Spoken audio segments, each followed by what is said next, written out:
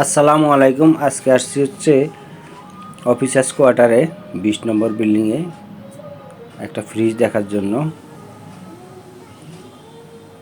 ফ্রিজটার সমস্যাটা হইল যে ফ্রিজটা চলতেছে না। এই যে দেখেন ভিতরে কোনো বরফ নাই, ফ্রিজটা চলতেছে না, খুবই গরম হয়ে আছে ভিতরে। তো এখন আমি আসছি ইনশাল্লাহ ফ্রিজটা দেখার জন্য, দেখব যে কি সমস্যাটা হয়েছে।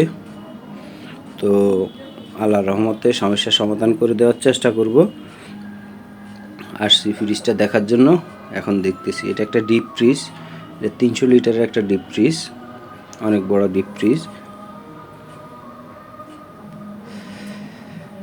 এই ফ্রিজটা অনেক সুন্দর, গ্রামীণ চেকের, খুব ভালো লাগছে। আমার বডিটা দেখে ওনারা খুব যত্ন করে রাখে, এই কারণে খুবই সুন্দর। তো এখন আমি ইনশাল্লাহ কম্প্রেসারটা চেক করে দেখব মূলত কি প্রবলেম, রিলে ওভারলোড চেক করে দেখব, সব কিছু আমি চেক করে দেখব যে কি সমস্যাটা হয়েছে। তো ইনশাল্লাহ আল্লাহর রহমতে সবাই আমার জন্য দোয়া করবেন, আমি যেন সৎভাবে কাজ করতে পারি। তো এই হচ্ছে আমি মেইন লাইনটা চেক করলাম, যে শো করতেছে যে মেইন লাইনটা ঠিক আছে। বডি শর্ট আছে কিনা, না কোনো বডি শর্ট নাই। ওনারা বলতেছে বডিতে আর্থিং করে, এই কারণে বডি চেক করতেছি, কিন্তু বডিতে কোনো শর্ট নাই। তো শর্ট নাই, আমি কম্প্রেসারের বডিতেও দেখছি, কন্ডেন্সারে দেখছি, অনেকভাবে দেখলাম যে বডি শর্ট আছে কিনা। পরে দেখলাম যে না, কোনো বডি শর্ট নাই। তো এটা হচ্ছে আপনার ওই সামান্য যে তেলে যে ভাবটা থাকে, ওইটা থেকে আপনার এই সামান্য একটু মানে হাতে ঝিরঝির করে। তো এটা আর্থিং না থাকার কারণে, তবে প্রত্যেকটা বাইকে বলবো দয়া করে যারা ফ্রিজ ব্যবহার করবেন প্রত্যেকে যেন আর্থিংয়ের লাইনটা থাকে। আর্থিংয়ের লাইন থাকলে অনেক নিরাপদ, কাজ করতে অনেক নিরাপদ, যে কাজ করতেও নিরাপদ, আপনি জিনিসটা ব্যবহার করতেছেন ওইটাও নিরাপদ। তো ইনশাল্লাহ আল্লাহর রহমতে এখন আমি দেখি রিলে ওভারলোড খুলতেছি, যে রিলে ওভারলোড খারাপ হয়েছে কিনা। কম্প্রেসারটা দেখতেছি অনেক গরম হয়ে আছে। এখন আমি রিলে ওভারলোড খুলতেছি, কভারটা খুললাম। কভার খোলার পরে দেখতেছি যে ফ্রিজটা টিপ করে আছে, এখন আমি দেখতেছি যে রিলে ওভারলোড খারাপ হয়েছে নাকি কম্প্রেসার সমস্যা হয়েছে। রিলে ওভারলোড বাইর করলাম, রিলে ওভারলোড বাইর করে এখন আমি চেক করব যে কি সমস্যাটা হয়েছে।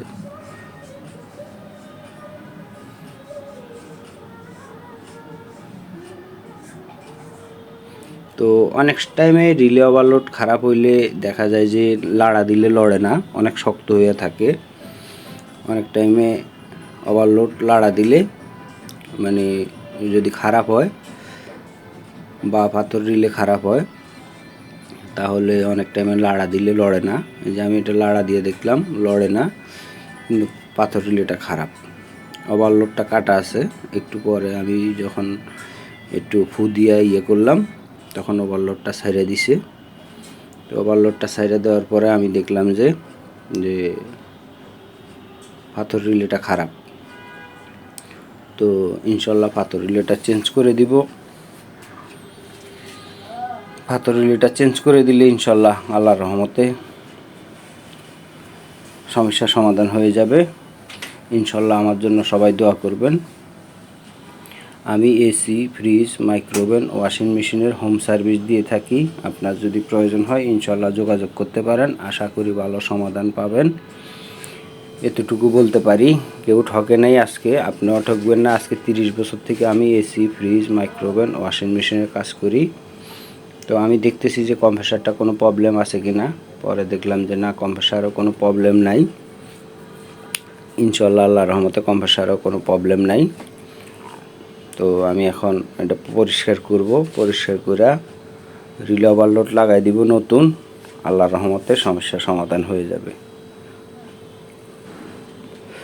আপনার যদি প্রয়োজন হয় এসি, ফ্রিজ, মাইক্রোওভেন, ওয়াশিং মেশিনের যেই কোনো সমস্যার জন্য ইনশাল্লাহ যোগাযোগ করতে পারেন। আর আমি ভিডিও কলও সার্ভিস দিয়ে থাকি। তো এখন আমি চেঞ্জ করে দিব। আমি দেখতেছি কম্প্রেসার বডি আছে কি না। না, কম্প্রেসার বডি নাই, 100% ঠিক আছে।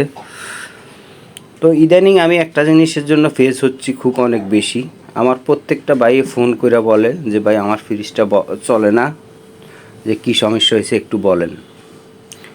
গত পরশুদিন একজন একটা ফোন দিছে, ফোন দিয়ে বলতেছে ভাই আমার স্যামসাং নো ফ্রস্ট ফ্রিজটা ভিতরে ঠান্ডা হয় না, কী কারণে চলে না একটু বলেন। তো ফোন দিয়ে বলে যে কী কারণে বলেন। উনি অবশ্যই একজন টেকনিশিয়ান। তো কম্প্রেসার চলে, ভিতরে ঠান্ডা ঠিকভাবে হয় না। তো উনি টেকনিশিয়ান হয়ে উনি আমাকে ফোন দিয়ে বলে যে ভাই নো ফ্রস্ট ফ্রিজ স্যামসাংয়ের ঠান্ডা হয় না, এটা কী করা। তো এটা কোনো কথা হইলো ভাই? এরকম আমাকে অনেকেই ফোন করে, যে ফোন দিয়েই বলে যে ভাই আমার অমুক ফ্রিজ ঠান্ডা হয় না, বা এই সমস্যা, বা ভাই চলে না কেন, কী সমস্যা হয়েছে একটু বলেন না, একটু বইলা দেন না। এখন আপনি নিজে ওখানে একজন টেকনিশিয়ান ওখানে দাঁড়ায় থেকে বলতে পারতেছে না যে ফ্রিজটার কী সমস্যা। আর আপনার ফোনে আমারও বলার পরে আমি কিভাবে বুঝবো যে আপনার কী সমস্যা হয়েছে? দয়া করে কেউ এইভাবে ফোন করবেন না। আপনি আমাকে ফোন করলে আপনি আমাকে ভিডিও কলে দেখাবেন যে ভাই আমার এই সমস্যা, আমার এই ফ্রিজ, ভিডিও কলে দেখাবেন। আমি যতটুকু সম্ভব চেষ্টা করব আপনাদেরকে হেল্প করার জন্য। আর আমি ভিডিও কলে সার্ভিস দিয়ে থাকি, তার মানে এই নয় যে আমি পৃথিবীর সব কিছু জানি, এরকম না। আমি আজকে 30 বছর থেকে কাজ করি, এটা ঠিক আছে, কিন্তু 30 বছর থেকে কাজ করলেও এখন এরকম নতুন নতুন জিনিস আসছে যেটা আমি কখনো চোখেই দেখিনি। ইনভার্টার যেসব জিনিস আসছে এখন, ইনভার্টার মানে এত আপডেট জিনিস আসছে যে অনেক কিছু আমি দেখিয়ে নেই। এই যে আমি ফ্রিজটা চালু দিলাম, রিলে ওভারলোড দোনোটা লাগাইয়া, এই যে এম্পিয়ার নিতেছে কত দেখেন, এই হচ্ছে এম্পিয়ার। ইনশাল্লাহ আমার কম্প্রেসারও ঠিক আছে, সব কিছু ঠিক আছে, আল্লাহর রহমতে সমস্যার সমাধান করে দিলাম। তো আপনার যদি প্রয়োজন হয় ইনশাল্লাহ যোগাযোগ করতে পারেন। তবে দয়া করে কেউ ফোন দিয়েই এই কথা বলবেন না যে ভাই আমার ফ্রিজটা চলে না, কী হয়েছে একটু বলেন। তাইলে এটা কোনো কথাই না ভাই। আমি তো আপনাদেরকে হেল্প করার জন্য ফোন দেন, মানে হেল্প নেওয়ার জন্য ফোন দেন। তাইলে হেল্প নেওয়ার জন্য যদি ফোন দেন, তাহলে আপনি ফোন দিয়েই যদি বলেন ভাই আমার ফ্রিজটা চলে না, আপনি একটু বলে দেন কী করলে ঠিক হবে, তো এটা কোনো কথা হইল? আপনি আমাকে দেখাইতে হবে। আর ভিডিও কলে আপনি আমার কাছ থেকে পরামর্শ নিতে পারেন। আমি কারোর না করি না এই পর্যন্ত, যতজনই ফোন দিছে চেষ্টা করি যতটুকু সম্ভব ভিডিও কলে সমস্যার সমাধান করে দেওয়ার জন্য। তো ইনশাল্লাহ আপনার দরকার হইলেও ফোন দিতে পারেন। তো AC, fridge, micro oven, washing machine, যেই কোনো সমস্যার জন্য যেখানেই হোক ইনশাল্লাহ যতটুকু সম্ভব আমি ভিডিও কলে চেষ্টা করব সমস্যার সমাধান করে দিতে। আপনার যদি প্রয়োজন হয় যোগাযোগ করতে পারেন ইনশাল্লাহ।